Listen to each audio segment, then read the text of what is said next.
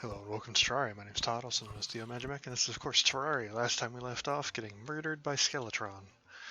This time around I'm going to try and fix that. So a couple things I did in between parts. I collected all the stuff that we needed for some potions. So what I'm going to do is I'm going to go take all these bottles that I had previously, come over here and turn them into bottled water. This just requires any sort of water source and just being close enough to it. We'll come over here to our alchemy station, which is our bottle placed up on the table, and we will create one regeneration potion. So up here you might notice I put some signs. These signs list the basic materials for each of the basic potions. This of course includes a bottled water, but I left that out because that's just like common knowledge. So iron skin requires 1 day bloom and 1 iron ore. Regeneration is day bloom mushroom. Swiftness, blink root, and cactus. Now there are definitely other useful potions out there, and I will probably be putting up more signs as I require those, but I'm thinking that with just an iron skin and a regeneration, I should be good to go to fight Skeletron. At least that's what I'm hoping. I also do have a gingerbread cookie from back when those were relevant. I'm going to create heart lanterns with the heart crystals that I had, as I said I would previously. I did also use up some of iron to make iron chains, but I figured that was apparent. So I'm just going to take one heart lantern with me, not multiple, as I think one should be enough for what I need. I'm also going to pull out a fallen star, and do I have... Oh, I used up all my bottles for that. Do I have any glass? Or any sands with which I can make glass with? I'm sure I have some, yeah, I have some sand. So I'm going to make some glass. Just all the glass, there's not really any other use for sand anyway, aside from like blocks. We'll create some bottles. So now that I have bottles and a star inventory, I can create a star in a bottle, which will increase mana regeneration, which is pretty useful. It's always good to have one of those around. I'll take this glass and I'll put it in there, and I'll take the bottle and I'll put it in there. So now we've got those, we've got some good items. We'll also want to create a campfire, just for the campfire buff. I'm going to sort my inventory. So our major thing this episode is creating the arena to fight Skeletron in. If we don't actually have a chance to fight Skeletron, that'll be okay. We'll just have to fight him another time. I'm going to take all my bombs and I'm going to put them in a chest because I don't need them currently. Sort. Is there anything else I would want to put? Trying to think if there's anything else that I would need for fighting Skeletron. If I'm not able to take down Skeletron this time around, I will probably prepare more as time goes on. Maybe create more potions if I need them. Maybe even go fight Queen Bee and try and take her down, because she should be easier than Skeletron is, so we'll have to see in that regard. I think increased movement speed and monster spawns reduced. Okay, well, I think overall though our set is pretty good for fighting Skeletron. Major things to note when fighting Skeletron, of course, are that we don't really have the ability to use our cheese with our slime mount as we did. That's just kind of a bad idea, because not only did we kind of die to him when he was meleeing with his head, but also his head is very strong against attacks in expert mode unless you kill his hands first. So our major goal will be killing his hands, not necessarily worrying about his head right away. Of course, his head can be killed, but it has a lot of extra defense, and I do mean a lot. So trying to kill it before you kill the hands is much harder. So yeah, our major thing is kill the hands. Probably going to be using a lot of the Crimson Rod and of course our Space Gun. So let me actually transfer these around. Our Space Gun is pretty much our major way that we attack now. That should be readily apparent. We do also... It would be nice to have something that would like persist attack-wise, but I just don't think we have anything good for that at the moment. Regardless, we'll try with this and we'll see how it goes. Our major thing is that we're going to create the arena of which to fight Skeletron in, which should give us the major heads up or the major advantage that we need. Avoiding Skeletron is surprisingly not that hard. We just have to make sure that we don't get trapped on top of him with the slime mounts. We're going to have to use our Shield of Cthulhu if that comes to that, and his head is underneath of us at any point. That is unless we run into the situation where we are potentially fighting him just his head by itself. So if we're just fighting the head by itself, then it might be feasible for us to use a slime mount, but at the same time there is also a problem where he'll tend to go straight up when he's underneath of you, which means that we could get too high in the air and cause some problems like that. Just collecting that little bit of extra cactus. I don't really need the sand in case I need to make more potions later on. I was going to make a swiftness potion for this fight, but because of the way Skeletron works, I don't think we're going to have too much of a problem with our mobility. Our major problem will just be doing enough damage and not getting hit. So avoiding his hits. Because our major thing is we took a lot of extra damage just from the fact that, let me get rid of these potions. Just from the fact that we were bouncing on top of him and taking those extra, like, melee hit damage. So we just need to focus on not letting that happen, and we should be good.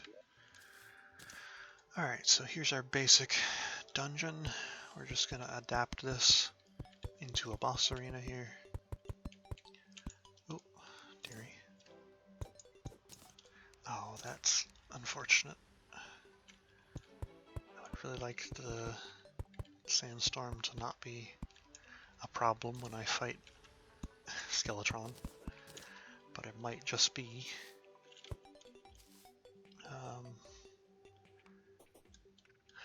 I guess I could potentially fight him over the top of this meteorite here, but we're just gonna try and see how any of this goes. Okay, so that is that. Let me deal with this meteor head that's trying to finagle its way over here. I've never seen a meteorite land on top of the dungeon like that before. That's a new one for me. So do we have enough? Don't currently have enough jump power to jump up here. Let's see. About there is where we are with that. So we're just going to create a little platform over this way. And thankfully we are high enough up. Well, mostly high enough up. Now we can kind of use that there. Let me actually just create a little ladder right here instead. This way, no matter where I jump here, I can not worry about not being able to make the jump on the next jump. There we go. Let me do the same off to this side. Again, this is just a precautionary thing in case we fall off for whatever reason. I'm really hoping we don't, but you never know. Let me kill this meteor head. Kill this one too. And this one. Dang meteor heads anyhow. Let me break this real quick. And we're going to put some blocks here instead. Now the purpose of these blocks is so we can put down our campfire. And also, while the campfire is not necessarily needed right there, actually we could put the campfire right on top of the dungeon, that would be fine. What is needed right here is most certainly our star in a bottle and heart lantern. Now these can only be placed on a solid block and hanging from a solid block. So that is something to note. Let's clear this out on this way. Now we're going to try and create like a extra little bit over on that side. If these bloody meteor heads would go away. And this whole little bit on this side is of course just to give us a little bit of breathing room. And then we'll create another platform above. Let's just create it to about here. Let's see, is that enough space? So the whole point I'm trying to get is a platform that's about as long as the screen is. So that means give it a little bit more space. The reason for this being is because you can go a full screen length, and that's, at least for me anyway, a comfortable size for fighting a boss. Just a couple more.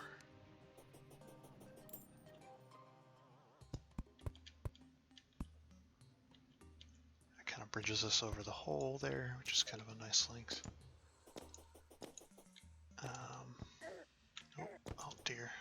I was paying attention to the one on the left side of the screen and was not paying attention to the one on the right.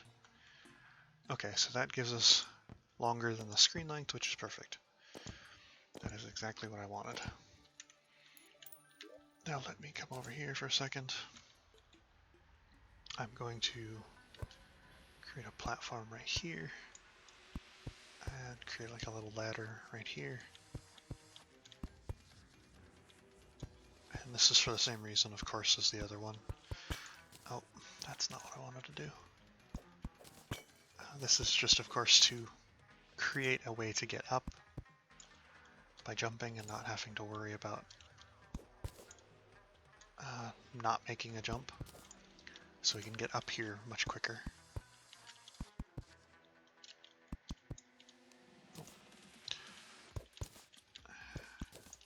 Okay. Let me come over here. Now we're going to create our boundaries. So I'm going to create a boundary over here real quick. We're just going to go like this. Just going to create a little ladder. We're going to go like that. And I think 2 lengths is a little bit too high, but that's perfect because we don't want to create a problem when we're jumping. At least not with the jumps that we currently have. So we're just going to create something like this. And like that. This gives us a little bit more space to dodge vertically, and we only really need one extra little platform to dodge vertically. Skeletron's not bigger than this space here, so we should be able to jump over him safely with that. That should be pretty good, I think. At least in my professional opinion, that should be big enough. I try to make the arenas good enough so you can jump directly over the boss that you're fighting.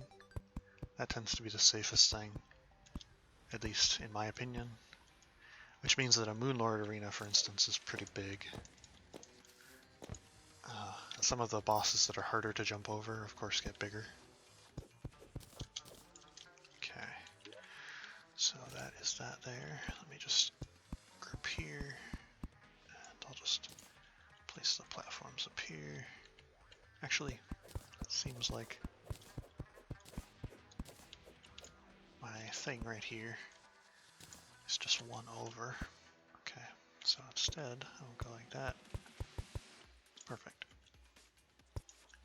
I'll just put it like that for visual connectivity, so it doesn't look so bad.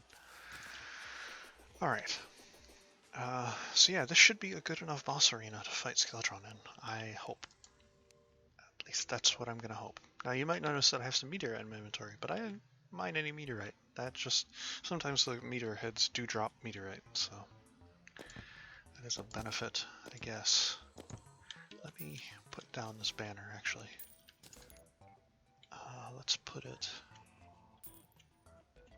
I'll put it right on this dirt block here. Perfect. So now we've gotten that, we can fight off these meteor heads much easier. Not have to worry about them as much.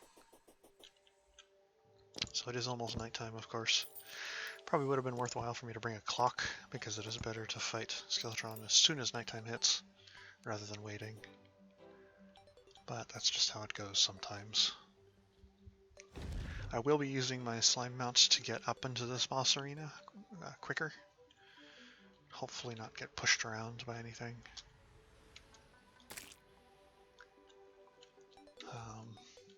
Yeah, I guess now we kind of play the waiting game.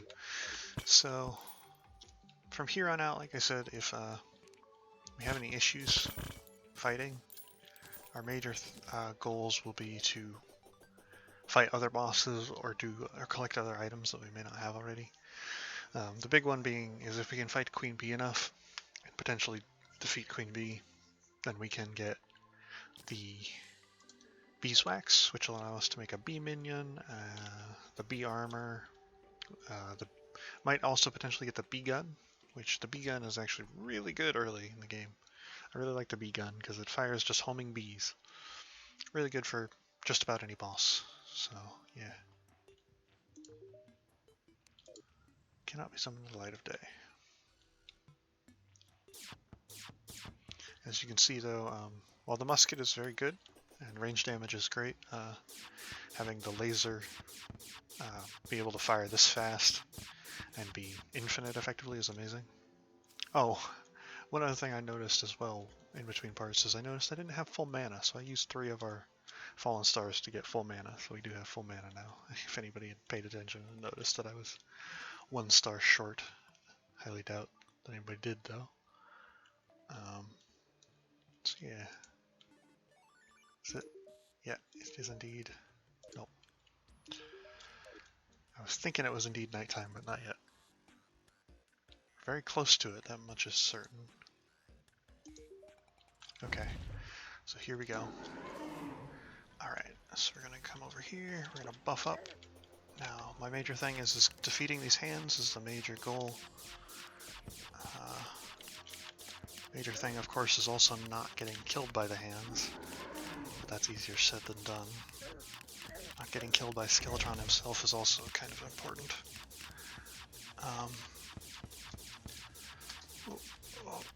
Okay, I want to go that way. The major attack you want to avoid is, of course,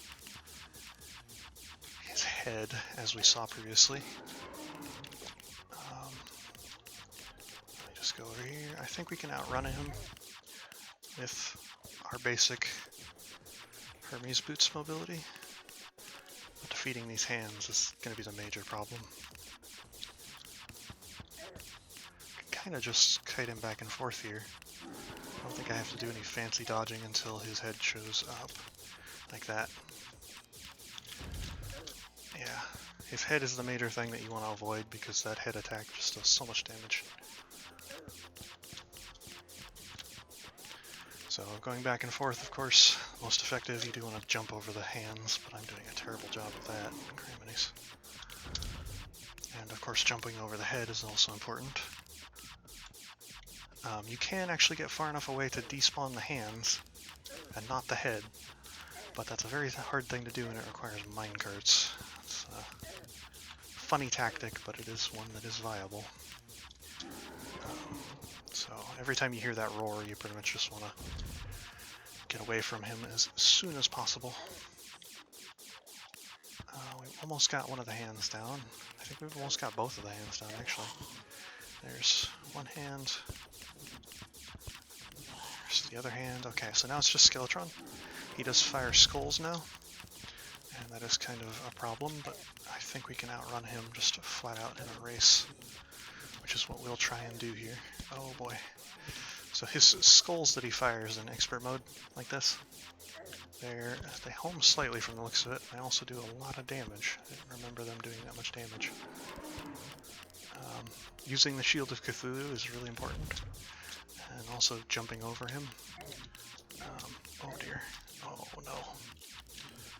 Come on. Come on. Okay. Do I not have any more potions? Am I all out of potions? Is that the state I'm in right now? That would be massively unfortunate. Oh dear. Well, we did pretty okay. I think I ran out of potions, which that really kind of angers me. I did all this preparation and I forgot to get enough potions apparently. No, I still had potions, so why was it not working?